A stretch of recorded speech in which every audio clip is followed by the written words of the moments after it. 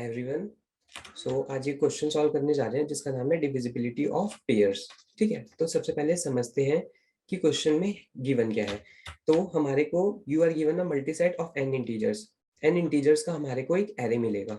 ठीक है, you should select exactly k of them, means हमें उसमें से के एलिमेंट्स सेलेक्ट करने हैं in such a way that the difference between any two of them is divisible by m।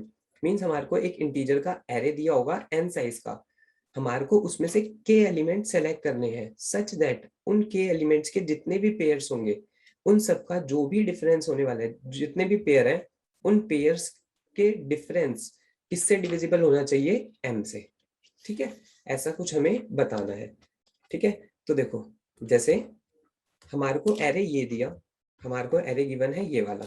ठीक है, ये एरे गिवन है, हमारे को m कहा 4 एंड k कहा 4।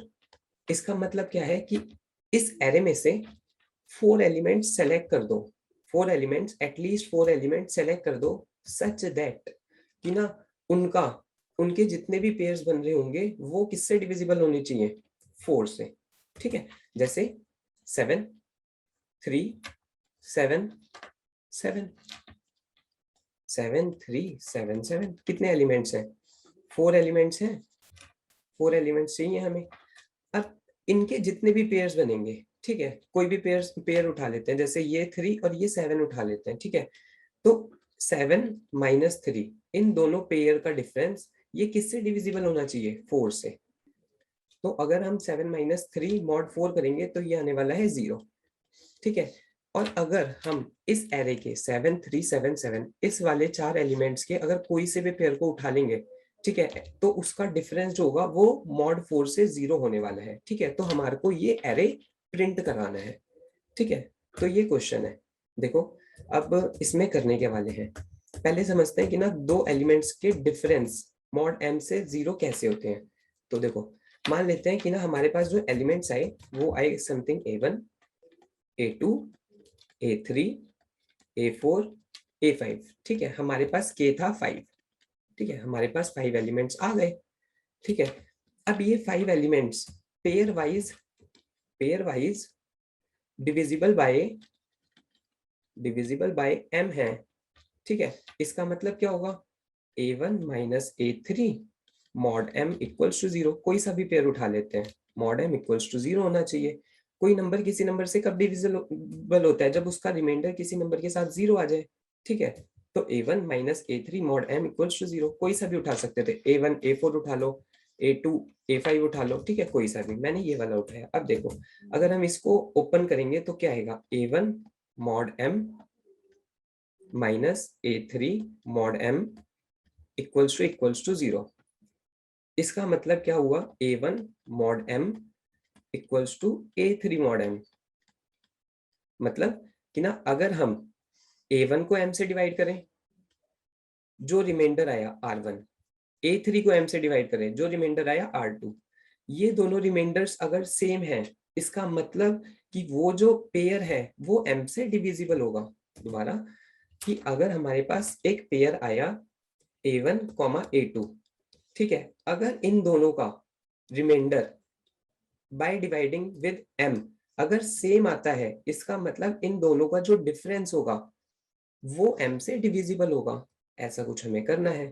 ठीक है, तो देखो अगर a1 एंड a3 का रिमाइंडर कुछ समथिंग r1 आ रहा है, ठीक है, a1 एंड a3 का रिमाइंडर आया r1। देखो a1 a3 पेयर सेलेक्ट किया तो इसके लिए रिमाइंडर सेम आएगा। अगर हमने इसको मॉड m किया तो इसका रिमाइंडर आया फॉर एग्जांपल r। ठीक है, फिर हमने a1 a2 ले लिया, इसका मॉड करेंगे m, तो ये भी तो r ही आना चाहिए, क्योंकि a1 मॉड m क्या आया, a1 मॉड m क्या आया, r आया, a3 मॉड m क्या आया, r आया, a1 मॉड m क्या आया था, r आया था। ठीक है, तो a2 मॉड m क्या आना चाहिए, वो भी r आना चाहिए। ठीक है, इसका मतलब क्या है कि ना अगर हमारे को के एलिमेंट्स चाहिए सच दैट उनके बीच का जो भी, उनके पेयर्स के जो भी डिफरेंसेस हैं वो m से डिविजिबल होना चाहिए, तो उसके लिए हमें क्या करना पड़ेगा कि हमारे को सारे सेम रिमाइंडर वाले एलिमेंट्स उठाने पड़ेंगे, सेम रिमाइंडर वाले एलिमेंट्स पिक करने पड़ेंगे। ठीक है, जैसे 7 3 7 7, इसने आंसर कैसे क्रिएट करा, देखो 7 3 7 7। अगर इसका मॉड हम 4 के साथ करेंगे तो 3 रिमाइंडर आएगा, इसका मॉड m के साथ करेंगे 3 रिमाइंडर आएगा, इसका मॉड करेंगे 3 रिमाइंडर, इसका मॉड करेंगे 3 रिमाइंडर। मींस ये सारे रिमाइंडर्स अगर सेम हैं, इसका मतलब कोई सा भी पेयर उठा लो, ठीक है, उनके बीच का जो डिफरेंस आने वाला है वो मॉड m हमेशा 0 होने वाला है, ठीक है। तो इसमें हम क्या करने वाले हैं, सारे जो सेम रिमाइंडर वाले एलिमेंट्स हैं उनको एक तरफ रख लेंगे। देखो अब हमारे को बस इतना सा काम ही तो करना है कि सेम रिमाइंडर वाले एलिमेंट्स एक तरफ रखने हैं, सेम रिमाइंडर वाले एलिमेंट्स एक तरफ रखने हैं। अगर सेम रिमाइंडर वाले एलिमेंट के हो गए, ठीक है, फॉर एग्जांपल R1 रिमाइंडर आया ए एलिमेंट्स का, R2 रिमाइंडर आया बी एलिमेंट्स का, R3 रिमाइंडर आया सी एलिमेंट्स का। अगर ए या फिर बी या फिर सी, इसमें से कोई भी वैल्यू के बराबर या फिर के से बड़ी हो गई, इसका मतलब हमें आंसर मिल गया कि ए रिमाइंडर वाले R1 रिमाइंडर वाले ए एलिमेंट्स हैं, ठीक है। तो हमारे को कितने एलिमेंट्स चाहिए, हमारे को तो के एलिमेंट्स चाहिए ना, ठीक है। तो एक मैप बनाएंगे, उसमें इन सब एलिमेंट्स के रिमाइंडर सेव कर लेंगे, ठीक है। तो सबसे पहला काम करते हैं, मैप बनाते हैं इनका, ठीक है। तो देखो इनपुट में हमें क्या क्या चाहिए, इनपुट में हमारे को मिल रहा है एक n, एक k और एक m, and then n integers, ठीक है, n m k and then n integers, ठीक है। तो सबसे पहले मैप बनाना होगा हमें रिमाइंडर्स के बेसिस पे, ठीक है। तो हमारे को मिलेगा एक n इंटीजर टाइप, n के बाद हमारे को मिलेगा k एंड देन हमारे को मिलने वाला है m। इसके बाद हमारे को एक एरे बनाना है, एरे जो इनपुट आने वाला है ऑफ साइज n, ठीक है। इसमें इनपुट ले लेते हैं i equals to 0, i is less than i plus plus ARR का i इक्वल्स टू i, ठीक है। अब इस सॉल्व में ARR पास कर देते हैं, k पास कर देते हैं, m पास कर देते हैं, ठीक है। तो इस फंक्शन को करना है हमें कंप्लीट, ARR आएगा, k आएगा एंड m आएगा, ठीक है। तो देखो सबसे पहले हमारे को बनाना था मैप, ठीक है। अब मैप का साइज क्या होने वाला है, हम क्या करने वाले हैं, हम मैप इस बेसिस पे बनाएंगे 5 mod 4, क्या आया 1, मींस हमारे को 1 रिमाइंडर वाला एक एलिमेंट मिला। तो मैप में जो भी जहां पर भी 1 रखा हुआ है, ये एरे टाइप्स मैप बनाएंगे, तो जहां पे भी 1 है उस पे जाके +1 करेंगे, ठीक है। फिर करेंगे 13 mod 4, इससे भी क्या है 1, तो इसमें 2 कर देंगे, ठीक है। 11 पे आए, 11 mod 4 क्या आया 3, तो थर्ड इंडेक्स पे रहेंगे और इस पे +1 कर देंगे, ठीक है। अब एक प्रॉपर्टी होती है मॉड्यूलस में कि ना, अगर हम a mod b कर रहे हैं, ठीक है, तो इसकी वैल्यू ना 0 से लेकर b-1 तक हो सकती है, 0 से लेकर b-1 तक, ठीक है। तो हमारी इनका अगर हम मॉड m से करेंगे तो हमारी इसकी वैल्यू कहां से कहां तक रहेगी, 0 से लेकर m-1 तक, ठीक है। तो हमारे को एरे का साइज क्या चाहिए, m साइज, ठीक है। Integer int with size m, ठीक है। अब एरे पे एक बार ट्रैवल कर लेते हैं,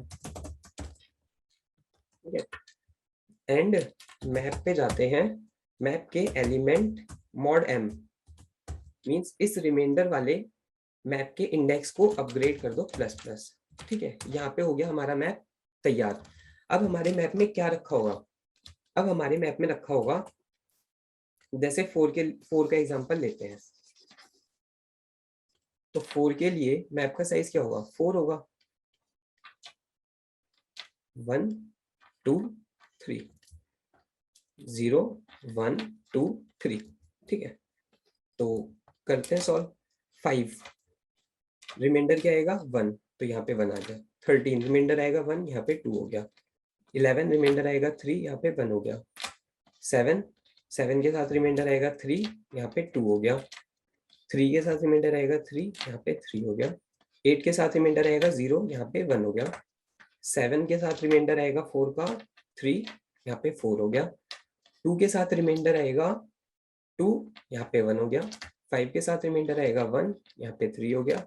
5 के साथ रिमाइंडर आएगा 1, यहाँ पे 4 हो गया। 8 के साथ रिमाइंडर आएगा 0, यहाँ पे 2 हो गया। 7 के साथ रिमाइंडर 3, अगेन 5। 6 के साथ रिमाइंडर 2, ये 2 हो गया। 9 के साथ रिमाइंडर आएगा 1, तो ये 5 हो गया। ठीक है, तो हमारा फ्रीक्वेंसी, हमारा जो मैप होगा वो कुछ इस तरीके का होगा, 0 1 2 3 2 5 2 5। इसका मतलब क्या है? इसका मतलब कि ना जीरो रिमाइंडर वाले, अगर हम इस एरे को मॉड करें m के साथ, तो जीरो रिमाइंडर वाले 2 जने हैं, 1 रिमाइंडर वाले 5 जने हैं, 2 रिमाइंडर वाले 2 जने हैं, 3 रिमाइंडर वाले 5 जने हैं। ठीक है, तो अब हमारे को क्या बताना है? अब हमारे को बताना है कि इसमें से ये 5% है। ठीक है, 5 ऐसे नंबर्स हैं जिनका मॉड 1 आ रहा है। ठीक है, हमारे को k% चाहिए जिनका रिमाइंडर सेम हो, जिनका रिमाइंडर सेम हो। हमारे को k% चाहिए जिनका रिमाइंडर सेम हो। तो अब मैं इस मैप पे ट्रेवल करूंगा, मैं कहूंगा जिसका भी रिमाइंडर मींस जिसकी भी फ्रीक्वेंसी k से ज्यादा या फिर k के बराबर है, वो आंसर बन जाएगा। ठीक है, जैसे इसमें 2 हैं, या तो 1 रिमाइंडर वाले चूज कर लो या तो 3 रिमाइंडर वाले चूज कर लो, कोई भी चूज कर लो, काम बन जाएगा।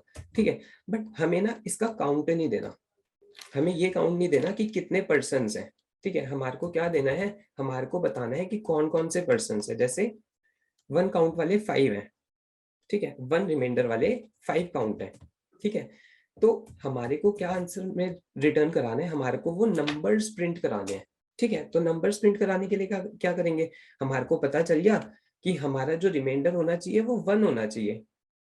ठीक है, क्योंकि ये वाली जो वैल्यू है वो ग्रेटर देन और इक्वल्स टू k है, तो जो नंबर्स का रिमाइंडर होगा वो 1 होगा। ठीक है, तो मैं इस एरे पे दोबारा ट्रेवल करूंगा। ठीक है, और जो जो भी 1 रिमाइंडर वाले हैं, 1 रिमाइंडर वाले हैं, उनको प्रिंट करा दूंगा। बस इतना सा काम करना है, तो ये करते हैं। देखो मैप बन गया। मैप बनने के बाद अब मैंने लिया रिमाइंडर इक्वल टू -1, जो कि हमारा आंसर में कंट्रीब्यूट करने वाला है। ठीक है, अब एक फॉर लूप चलाते हैं मैप पे। इंटीजर, ठीक है, ये वाला फॉर लूप गया मैप पे। अब हमारे को क्या बताना है? अब हमारे को कहना है कि ना अगर किसी भी रिमाइंडर वाले का काउंट अगर हमारा ग्रेटर देन और इक्वल्स टू k हो गया, मींस वो जो रिमाइंडर है वो हमारे आंसर में कंट्रीब्यूट करवा देगा। ठीक है, तो देखो अगर मैप का i ग्रेटर देन और इक्वल्स टू k है, इसका मतलब कि ना k रिमाइंडर वाले हमारे पास, हम m रिमाइंडर वाले हमारे पास k% आ रखे, मींस ठीक है, तो हमारे को यहाँ पे क्या करना है? हमारे को रिमाइंडर कर देना है अपना i एंड कर देंगे यहाँ से ब्रेक। ठीक है, तो कोई भी आंसर रिटर्न कर देना है, तो जो भी फर्स्ट आंसर मिला उस पे कर दिया ब्रेक। ठीक है, तो इस केस में क्या होएगा? इस केस में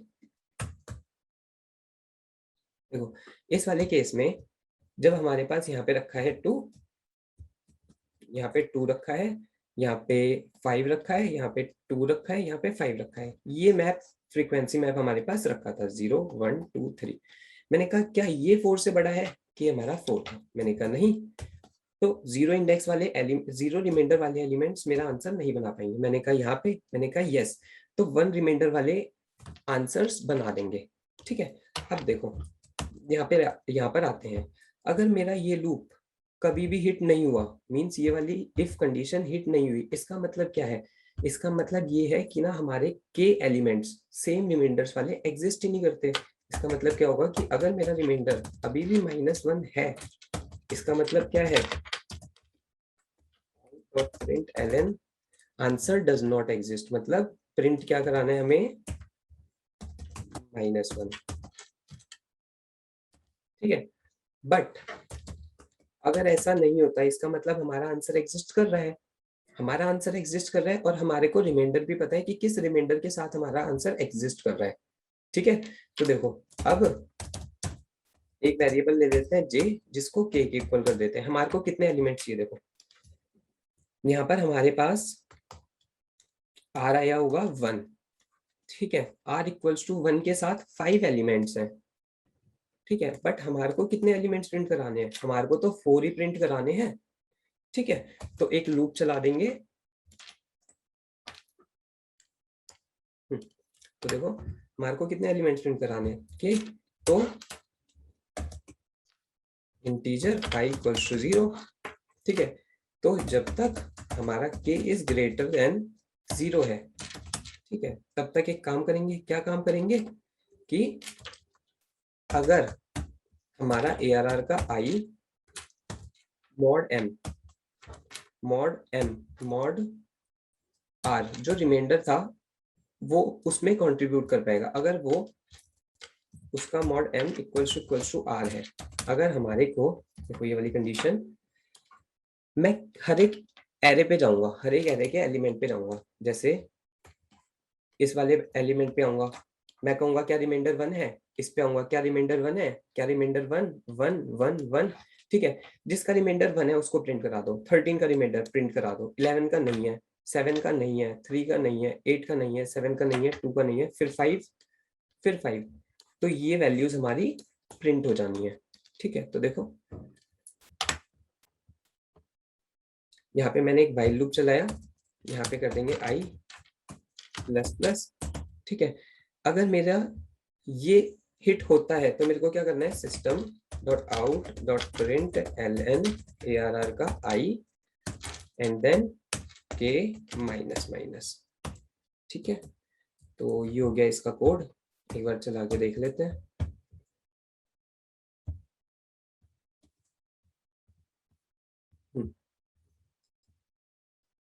यहीं पे चला लेते हैं एक बार।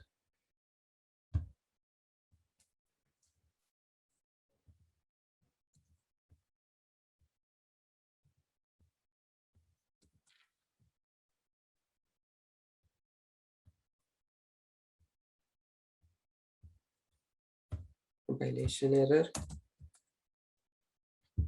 न्यू स्पेसिंग,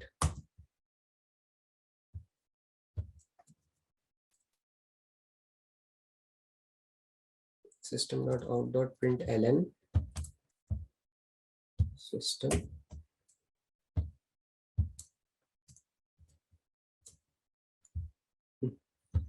ठीक है।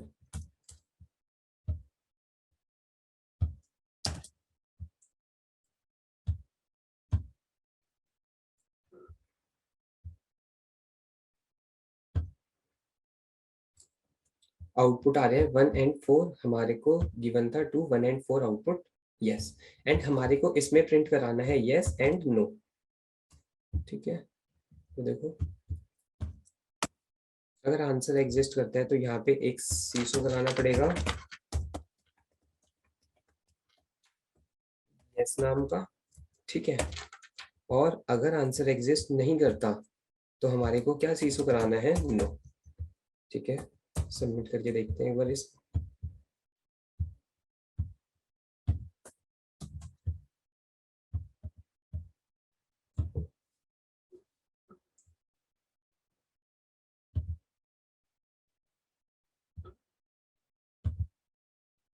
ठीक है। तो सबमिट हो रहा है।